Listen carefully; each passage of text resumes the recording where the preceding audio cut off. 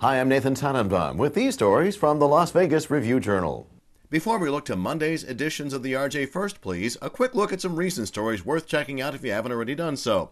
As the calendar approaches December 31st, just about every news organization you can think of does some kind of a look back at the year's top stories. For the RJ, they appear in the Sunday print edition and always available online, topped by the lousy economy, with the deaths of Danny Gans and Michael Jackson also in the top 10. Now, getting to the Sunday stories online is easy. From the ReviewJournal.com homepage, look for the days of the week and just click on Sunday. Also, you might want to check out the top 10 stories from the RJ's sports and business sections.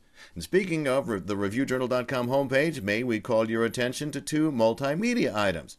Thanks to video cameras in the chambers of the United States Senate, you can see for yourself how Nevada's own Harry Reid first voted no on the health care reform bill he helped push through, only to quickly realize what he'd done, change his vote to yes. It's less than 20 seconds long, so we'll show it here on RJtv with the note that you can't actually hear the senator and that the video gets a little bit grainy when it's zoomed in. Mr. Reid of Nevada.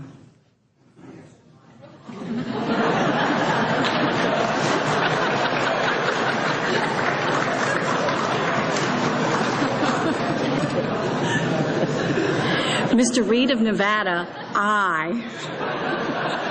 Again, the separate short video right there on the ReviewJournal.com homepage.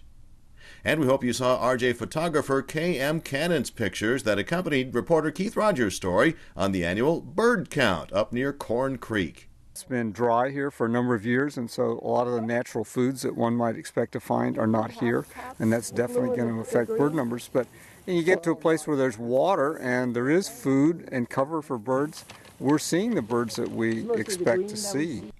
The Review-Journal and its parent company continue saluting American valor, telling gripping stories of men and women in uniform showing selfless courage at the moment of truth. Monday's stories about Army Silver Star recipient William Tomlin III, whose 45-man patrol unit was up against an enemy force estimated at 300 in 120-degree heat near the village of Chekak in Afghanistan. There was an alleyway that was about 100 meters long that we couldn't cover with our machine guns, and they were able to move right up that alleyway and get to about 15 meters from a couple of our trucks. And we started, at that point, just throwing grenades back and forth at each other. The full story with much more detail about the incident in print Monday with the full audio and all the compelling stories at AmericanValor.net. By the end of next month, looks like there's going to be a whole new twist on legal prostitution in Nevada. Monday's Review-Journal includes reporter Henry Breen's story on how the Shady Lady brothel north of Beatty is planning to add male prostitutes to its staff. Breen and photographer Jeff Scheid visited the ranch last week. And the Review-Journal Political Notebook Monday has a couple of items on the health care reform legislation, starting with a 4-page memo from Democratic strategist Mark Mellman urging Democratic lawmakers to embrace the bill. Reporter Ben Spillman explains why.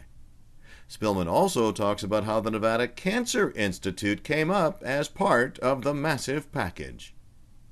Your weather. While the last work week of 2009 will include periods of cloudiness mixed with sunshine, the only mention of rain for the National Weather Service is for Tuesday, and then only for the higher elevations. Temps look to stay in the low to mid-50s for highs and low to mid-30s for lows.